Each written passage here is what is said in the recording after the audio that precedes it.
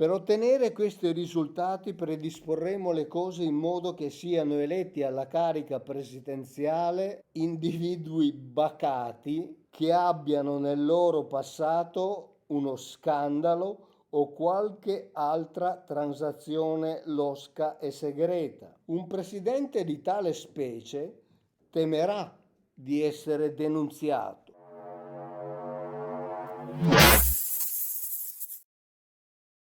Buongiorno a tutti. Oggi vi voglio parlare di un argomento che è molto delicato, però ne voglio parlare a modo mio. Quindi questi protocolli dei savi anziani di Sion, un'opera che ha destato e desta continue discussioni perché ciò che viene chiesto, la domanda che viene fatta sempre è: sono veri o sono falsi? Intanto bisogna chiedersi qual è il significato di questa domanda, perché veri o falsi può significare molte cose.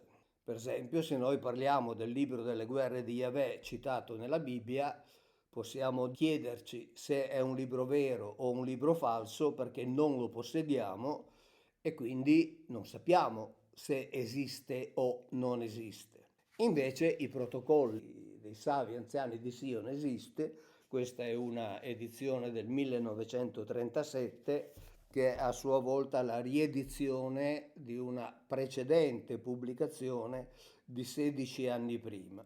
Diciamo che sono usciti ufficialmente all'inizio del Novecento, pubblicati dal professor Sergei Nilus, che avrebbero una storia molto complicata perché chiaramente ci sono, ad esempio, i paesi arabi che dicono che sono assolutamente veri, cioè in questo caso veri si intende veramente scritti dagli ebrei, e ci sono anche altri gruppi in Occidente che dicono che sono veramente stati scritti dagli ebrei, e ci sono invece altri gruppi che dicono che sono falsi, cioè sono stati scritti da antisemiti per screditare gli ebrei e sarebbero il plagio di parti almeno di copie di altri testi scritti nella seconda metà del 1800, e quindi da questi sarebbero stati ricavati e costruiti questi protocolli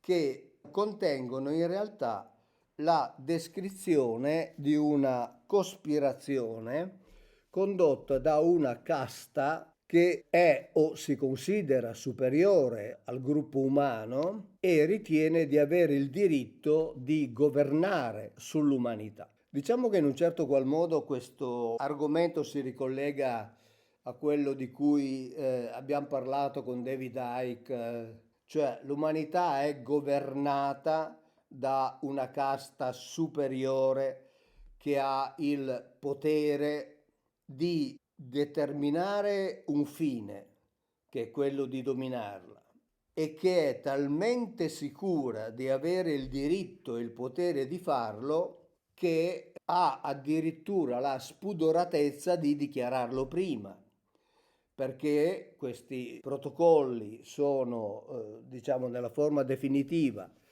sono stati pubblicati all'inizio del 1900. Quindi, ad esempio, ciò che è successo nel secolo scorso per noi è passato, invece per i protocolli rappresentava ancora il futuro. E dicevo, potrebbero essere copie plagio di, per esempio, di un'opera di un certo autore francese, Maurice Joly, cioè i dialoghi all'inferno di Machiavelli e Montesquieu, e poi altre opere che parlano di riunioni di rabbini ogni 100 anni per confermare questa, diciamo, questa continuità di programma finalizzato a dominare il mondo, un programma che sarebbe nato addirittura nel Novecento avanti Cristo. Noi sappiamo che la Bibbia stessa parla anche di una casta superiore che è la casta degli Elohim, comunque li si voglia definire, che sono al di sopra tecnologicamente, al di sopra per conoscenze, al di sopra per potenza rispetto al genere umano e che quindi sono in grado di condizionarne lo sviluppo e di dominare il genere umano. Quindi la domanda è: sono veri o sono falsi? Quindi questa domanda avrebbe il significato di stabilire se sono stati veramente scritti dagli ebrei o se sono stati scritti da antisemiti per mettere in cattiva luce gli ebrei. Vi dico subito che questo non è il tema che mi interessa. Il tema di cui voglio parlare è, partendo dai testi antichi anche, non soltanto dalla Bibbia, esiste una casta, esiste un gruppo che domina il genere umano? Per esempio, il pastore protestante Barry Downing dice che gli Elohim sono ancora qui e di fatto dirigono il genere umano. Quindi il vero problema è quello di stabilire se esiste una casta in grado di programmare un fine preciso, che sarebbe quello di creare una sorta di teocrazia universale, ovviamente riguardante la terra, che domina tutto, che avrebbe una sorta di re imperatore che a sua volta sarebbe un fantoccio che governa per conto invece di individui che stanno dietro, che stanno nell'ombra.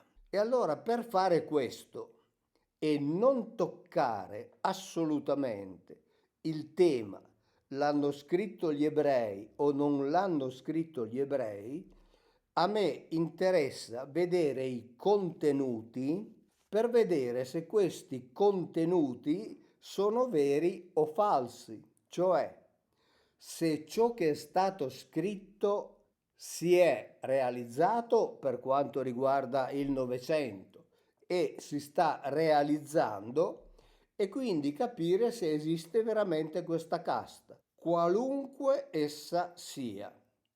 Quindi che l'abbiano scritti gli ebrei o che l'abbiano scritto degli antisemiti, la cosa a me non interessa in questo momento, a me interessa verificare i contenuti. Ho fatto una scelta di leggervi parte di questo programma con un criterio preciso. Ho scelto di leggere dei brani che non fanno alcun riferimento al popolo ebraico, ma che parlano in generale dei contenuti, dei fini e delle tattiche per realizzare questa sorta di cospirazione ai danni del genere umano. Dopodiché ognuno si farà le sue idee. Per me è assolutamente indifferente.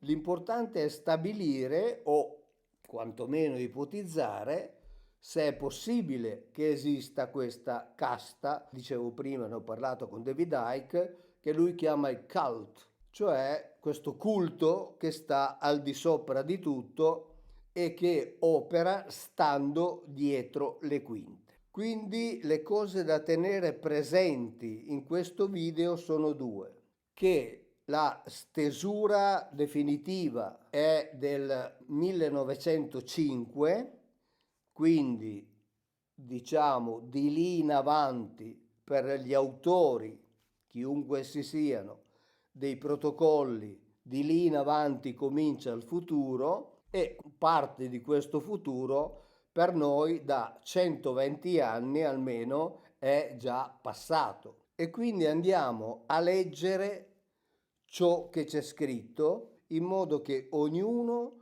abbia, come sempre, la possibilità di avere dei contenuti su cui riflettere autonomamente in riferimento alla possibile esistenza di questo gruppo che sta al di sopra o al di dietro del genere umano e che ne condiziona lo sviluppo. Lo avrebbe condizionato dall'inizio, l'abbiamo visto nella Bibbia, addirittura fabbricando geneticamente il genere umano, e poi avrebbe continuato con dei fini precisi e starebbe continuando a dominare il genere umano con un fine ultimo. I tempi, è vero, sono lunghi, ma sono lunghi per i nostri criteri, cioè per la durata media della nostra vita. Se dietro ci fosse una casta che invece utilizza una parte del genere umano, utilizza dei frontman appunto per realizzare i suoi progetti, questa casta potrebbe avere, come dicono gli antichi, una vita molto più lunga della nostra, e quindi quelli che per noi possono essere tempi lunghi, per loro sarebbe nient'altro che il battito d'ali di una farfalla. E allora adesso andiamo a leggere con attenzione quali sono gli obiettivi e quali sono anche le tattiche molto intelligenti che questa casta ha dichiarato di voler realizzare per raggiungere i suoi scopi.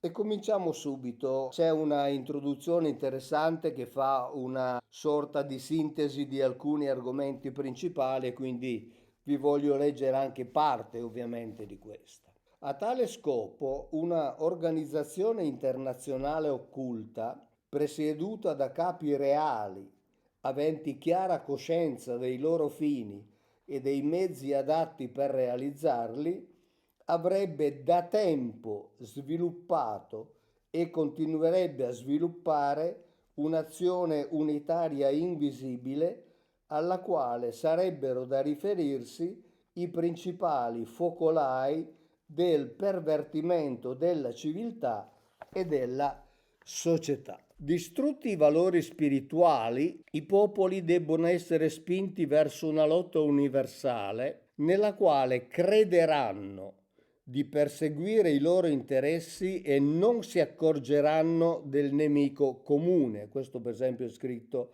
nel protocollo 4. Infine, incoraggiare le idee altrui e, invece di attaccarle, utilizzarle per la realizzazione del piano complessivo, per cui si riconosce l'opportunità di difendere le vedute più diverse, da quella aristocratica o dittatoriale fino a quella anarchica o socialista, purché gli effetti convergano nell'unico fine. E quindi c'è il fine di abbrutire le masse, ad esempio, con distrazioni di ogni genere, tra cui per esempio lo sport, e di fomentare il lato passionale e irrazionale di esse, tanto da togliere loro ogni facoltà di discriminazione, cioè impedire che le masse riflettano effettivamente su quella che potrebbe essere la realtà. Questa è la prima fase della guerra occulta. Il suo obiettivo è la creazione di un enorme proletariato,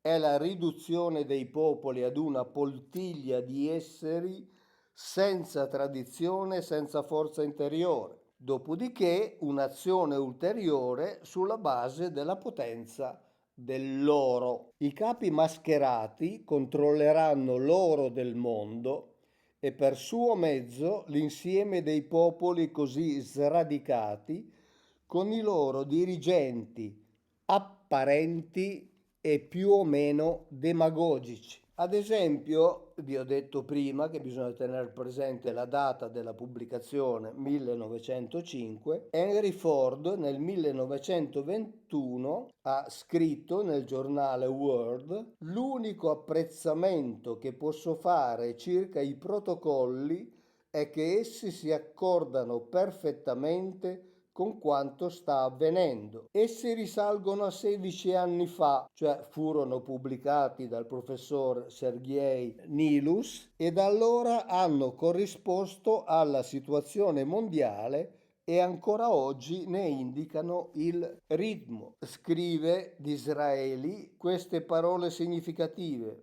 il mondo è governato da tutt'altre persone che non si immaginano coloro che non stanno dietro le quinte. La importanza dei protocolli consiste anzitutto e in ogni caso nel far nascere questo sospetto, nel far presentire che la storia ha una terza dimensione, che una intelligenza, fra virgolette, può celarsi dietro agli avvenimenti e ai dirigenti apparenti e che molte presunte cause non sono che effetti di un'azione sotterranea. Che la storia ultima ci presenti le fasi di un'opera sistematica e progressiva di distruzione spirituale, politica e culturale non è in caso, e i protocolli nel riguardo ci offrono perlomeno ciò che uno scienziato chiamerebbe una ipotesi di lavoro, cioè una idea base.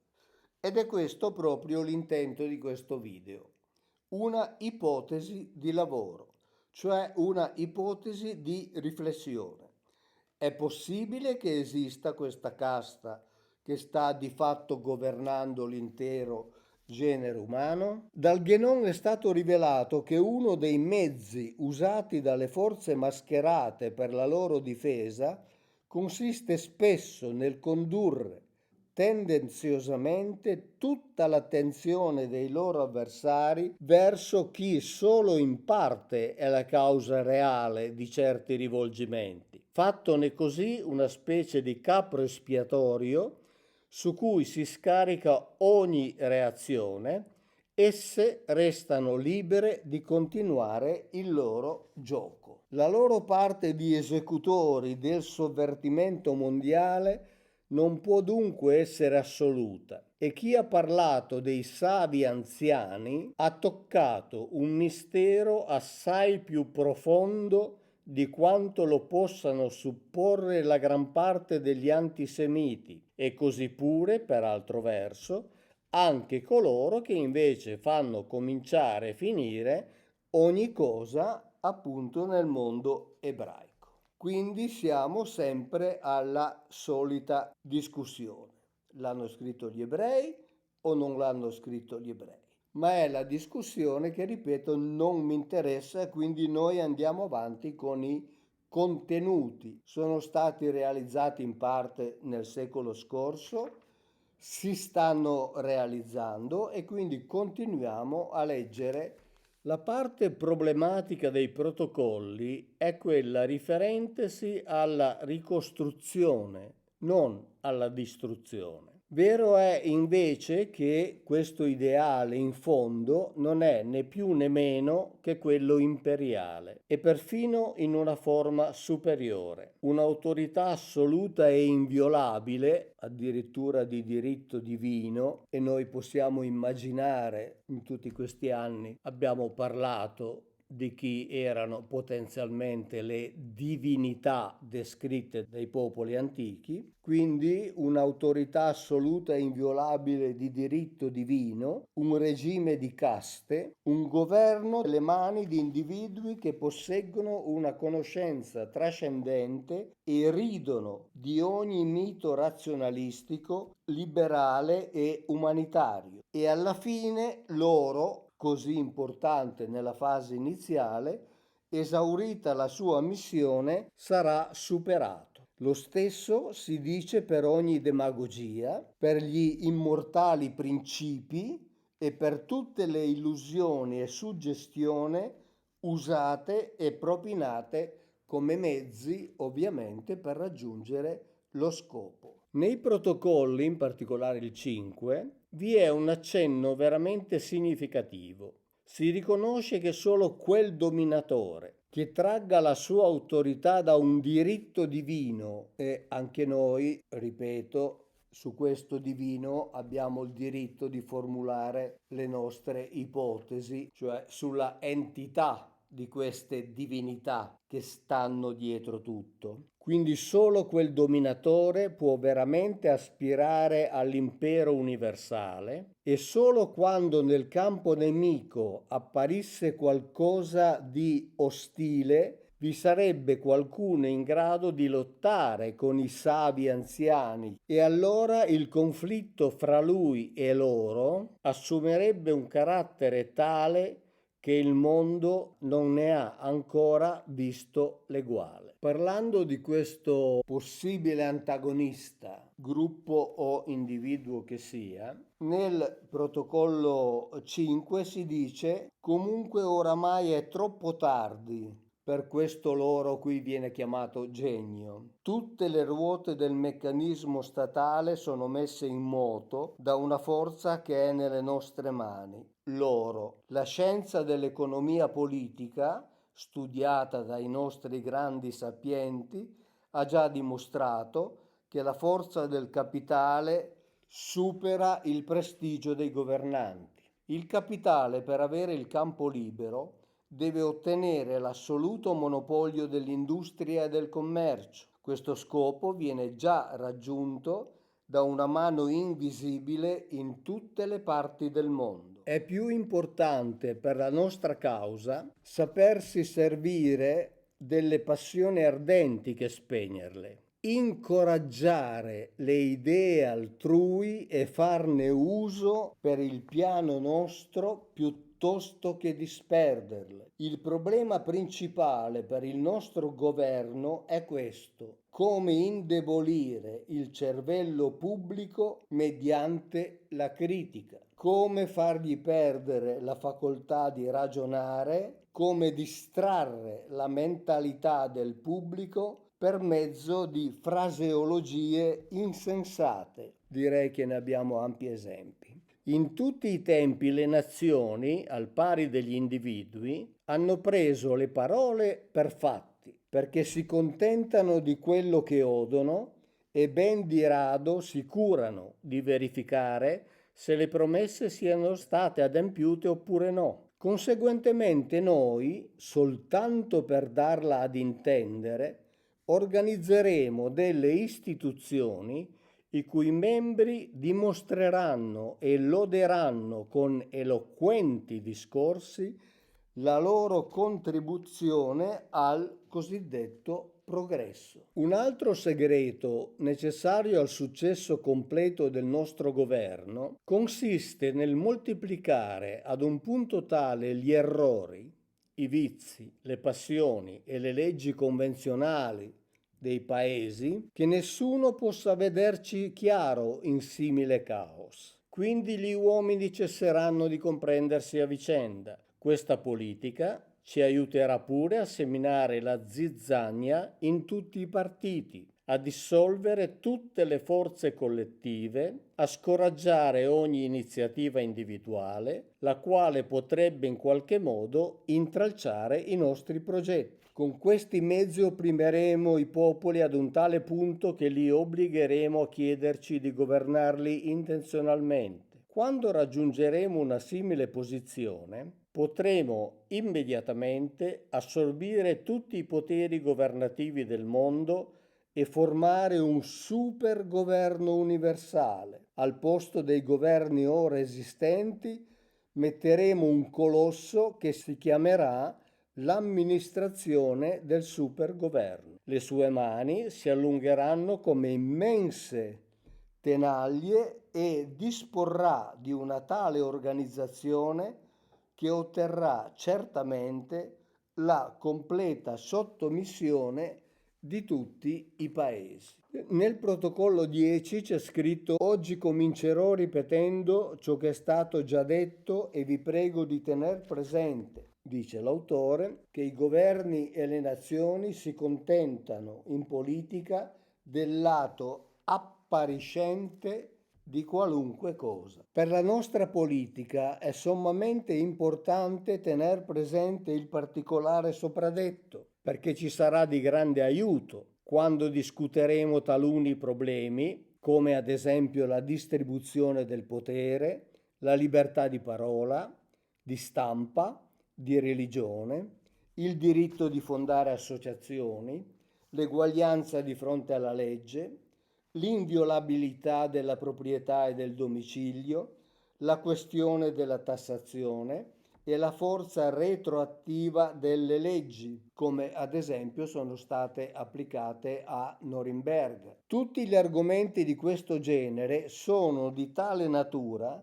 che non è prudente di discuterli apertamente in cospetto del pubblico, ma nel caso in cui saremo obbligati di farne cenno alla folla, gli argomenti non dovranno essere enumerati, bensì, senza entrare in particolari, si dovranno fare al popolo delle dichiarazioni circa i principi del diritto moderno riconosciuto da noi. Quando faremo il nostro colpo di Stato, diremo al popolo: tutto andava in malora, tutto avete sofferto, ma ora noi distruggiamo le cause delle vostre sofferenze, vale a dire le nazionalità, le frontiere, le monete nazionali. Certamente sarete liberi di condannarci, ma il vostro verdetto non può essere giusto se lo pronunciate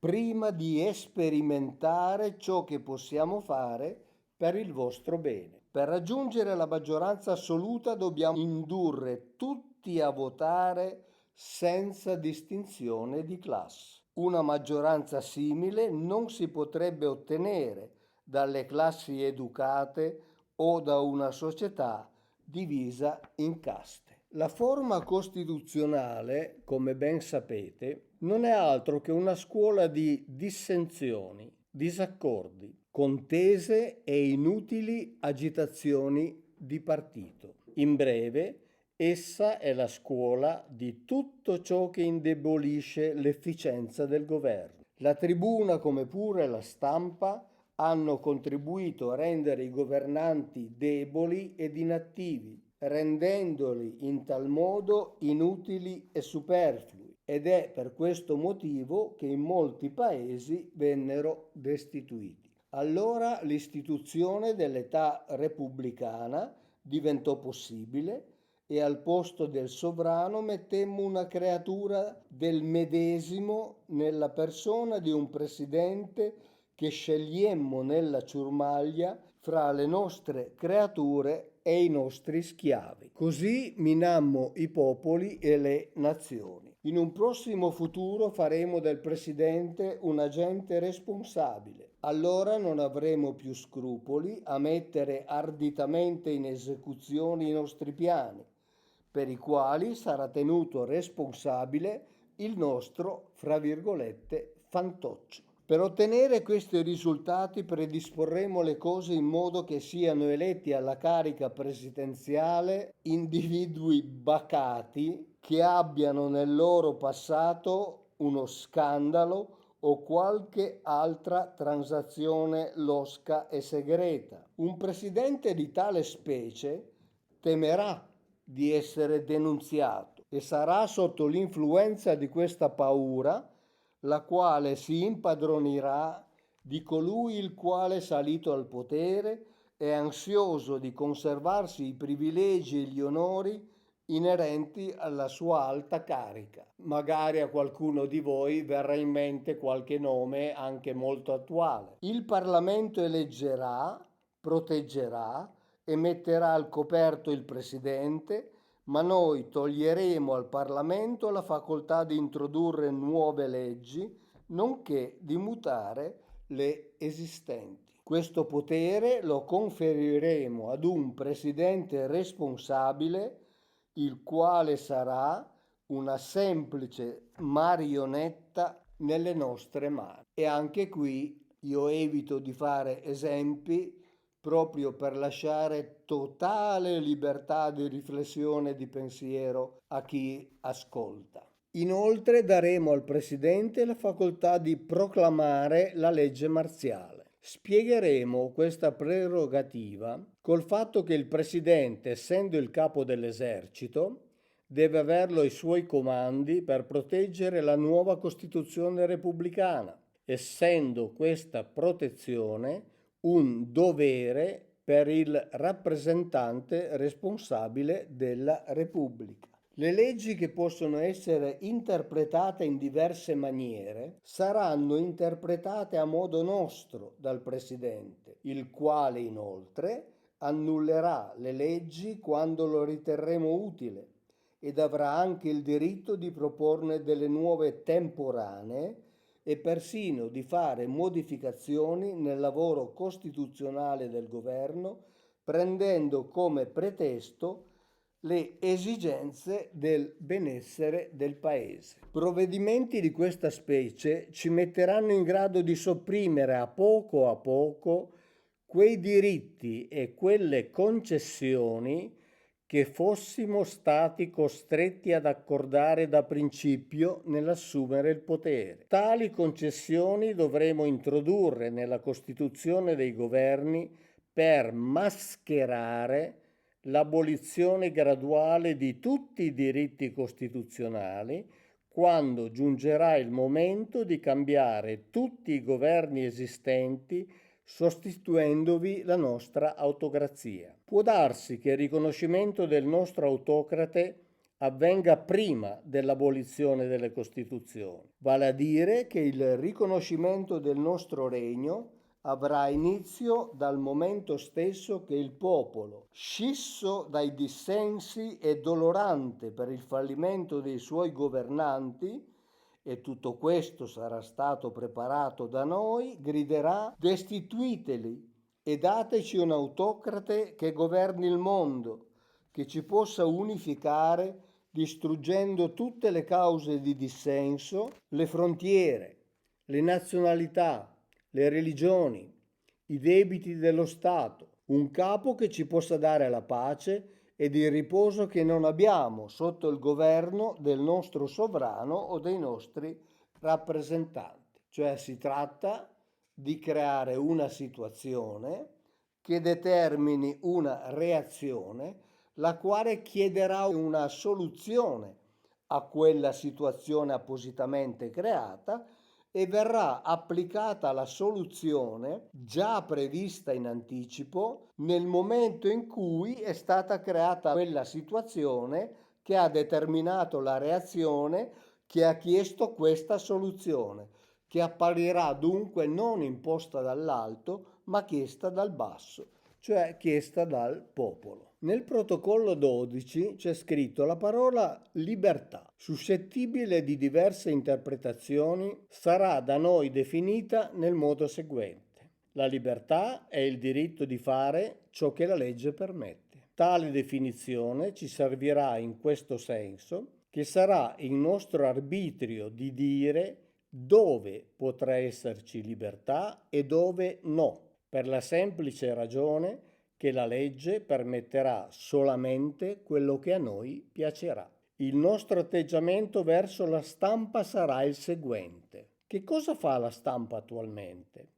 Essa serve a suscitare nel popolo passioni furenti, oppure, talvolta, dissensi egoistici di partito, cause entrambe che possono essere necessarie al nostro scopo. La stampa è spesse volte vuota, ingiusta e mendace e la maggior parte della gente non ne capisce affatto le sue vere intenzioni.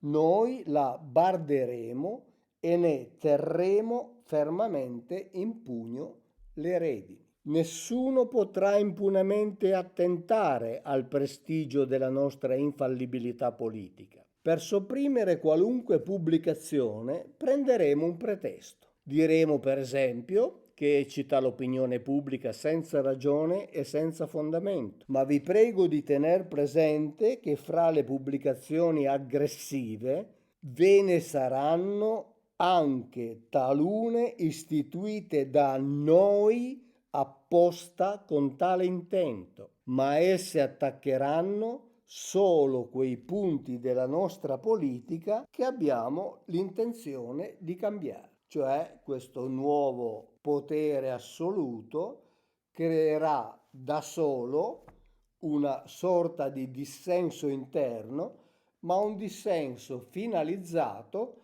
ad accondiscendere, a togliere ciò che il governo assoluto comunque aveva già deciso di togliere. Nessuna informazione giungerà al pubblico senza essere stata prima controllata da noi. Stiamo già raggiungendo questo scopo anche attualmente, per il fatto che tutte le notizie sono ricevute da poche agenzie, nelle quali sono centralizzate da tutte le parti del mondo. Quando giungeremo al potere, queste agenzie ci apparterranno completamente e pubblicheranno solo quelle notizie che noi permetteremo. La letteratura e il giornalismo sono le due più importanti forze educative e per questo motivo il nostro governo si accaparrerà il maggior numero di periodici. Con questo sistema neutralizzeremo la cattiva influenza della stampa privata ed otterremo un'influenza enorme sulla mente umana. Se dovessimo permettere la pubblicazione di 10 periodici privati, noi stessi dovremmo pubblicarne 30 e così via. Ma il pubblico non deve avere il minimo sospetto di queste precauzioni.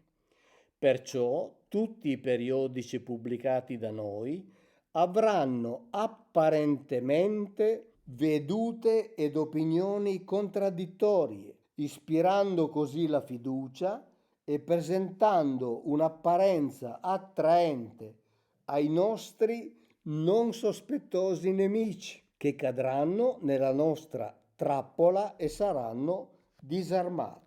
Quindi ci sarà una prima fila in cui ci sarà la stampa ufficiale, una seconda fila di una stampa semi-ufficiale e, dicono i protocolli, in terza fila metteremo quella stampa che farà finta di essere all'opposizione e che in una delle sue pubblicazioni figurerà come nostra avversaria. I nostri veri nemici confideranno in questa opposizione e ci mostreranno così le loro carte. Tutti i nostri giornali sosterranno partiti diversi, l'aristocratico, il repubblicano, il rivoluzionario e persino l'anarchico. Ricordiamo che è stato scritto nel 1905. Ma naturalmente questo sarà solamente fino a quando dureranno le costituzioni. Questi giornali, come il dio indiano Vishnu, avranno centinaia di mani,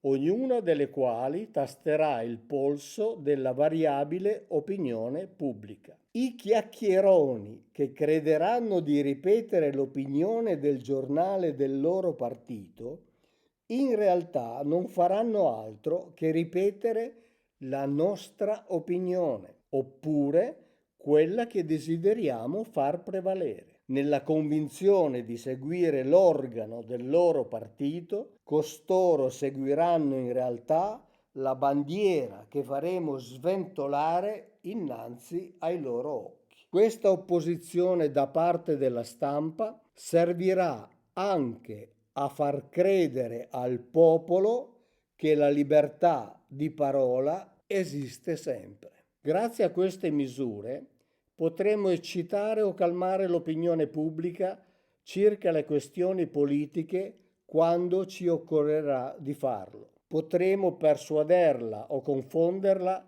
stampando notizie vere o false, fatti o contraddizioni, secondo quello che servirà al nostro scopo. Le informazioni che pubblicheremo dipenderanno dal modo con cui il pubblico sarà in quel tempo propenso ad accettare quel dato genere di notizie e staremo sempre molto attenti, scandagliando il terreno prima di camminarci sopra. Nessun editore avrà il coraggio di tradire un segreto confidatogli per la ragione che nessuno è ammesso nel mondo letterario il quale non abbia preso parte a qualche losco affare nella sua vita privata. Pertanto, se qualcuno desse il minimo segno di disubbidienza, il triste episodio del suo passato verrebbe palesato immediatamente, cioè la stampa sarà sotto ricatto. Nel protocollo 13 si parla di questioni politiche. I problemi politici non sono fatti per essere compresi dalla gente comune, ma solamente da quella classe di governanti che da secoli dirigono gli affari. Da tutto questo insieme di fatti potete concludere che quando useremo una certa deferenza all'opinione pubblica, di tanto in tanto, avremo lo scopo di facilitare il funzionamento del nostro meccanismo. Vi accorgerete anche che cerchiamo di far approvare le varie questioni soltanto a furia di parole e non di fatti. Affermiamo continuamente che tutte le misure prese da noi sono ispirate dalla speranza e dalla certezza di aiutare il benessere comune. E anche qui ognuno farà le sue riflessioni. Allo scopo di distogliere la gente troppo irrequieta dalla discussione delle questioni politiche, la provvederemo di problemi nuovi, cioè quelli dell'industria e del commercio. Su questi problemi potranno eccitarsi finché vorranno. Per impedire che il popolo scopra da sé una qualsiasi nuova linea d'azione politica, lo terremo distratto con varie forme di divertimenti, mi viene da dire sotto gli occhi di tutti. Ludi ginnici, passatempi, passioni di vario genere, qui usa la parola osterie perché, ripeto, siamo nel 1905 e via discorrendo. Fra poco principieremo a mettere degli avvisi nei giornali invitando il popolo a competere in ogni genere di nuove imprese, come ad esempio alle gare artistiche, di sport, eccetera, eccetera. Nel protocollo 15, in totale sono 24, i governanti delle nazioni, quando nominano i loro sudditi a cariche importanti, non si danno la pena di spiegar loro l'importanza delle medesime, né per quale ragione dette cariche sono state istituite. Essi agiscono come le bestie quando mandano la loro prole in cerca di preda. In questo modo i governi delle nazioni vanno in pezzi per opera dei loro stessi amministratori. Vi dice qualcosa? Dai risultati del sistema adottato dalle nazioni ricaveremo ancora un insegnamento morale e ce ne serviremo per migliorare il nostro governo. Sradicheremo le tendenze liberali da ciascuna delle importanti istituzioni di propaganda del nostro governo, dalle quali possa dipendere l'educazione di coloro che diventeranno i nostri sudditi. Questi posti importanti saranno riservati esclusivamente a coloro che furono da noi educati allo scopo prefisso per l'amministrazione. Nel protocollo 20 si parla di questioni finanziarie. Più volte ricordo che, ad esempio, nella Bibbia anche Yahweh si è occupato di questioni finanziarie, parlando del discorso prestito-debito, dicendo che chi presta denaro è padrone e chi riceve denaro in prestito è schiavo. E questa casta che opera rimanendo dietro le quinte distingue tra prestiti interni quindi alle nazioni, e prestiti esterni, cioè prestiti tra le nazioni. Fintanto che i prestiti erano interni, le nazioni non facevano che trasferire il denaro dalle tasche dei poveri in quelle dei ricchi. Ma da quando riuscimmo, corrompendo chi di ragione, a far sostituire prestiti all'estero a quelli all'interno, tutte le ricchezze degli stati affluirono nelle nostre casseforti e tutte le nazioni principiarono a pagarci ciò che si può chiamare tributo. A causa della loro trascuratezza nella scienza del governo o a causa della corruzione dei loro ministri, e qui ne abbiamo esempi, o della loro ignoranza in fatto di finanza, i sovrani delle nazioni hanno reso i loro paesi debitori delle nostre banche ad un punto tale che non potranno mai redimere le loro ipoteche. Nel protocollo 21 si dice: aggiungerò ora qualche parola ma non discuterò ulteriormente i prestiti all'estero perché essi hanno riempito i nostri forzieri di denaro tolto alle nazioni ed anche perché il nostro governo universale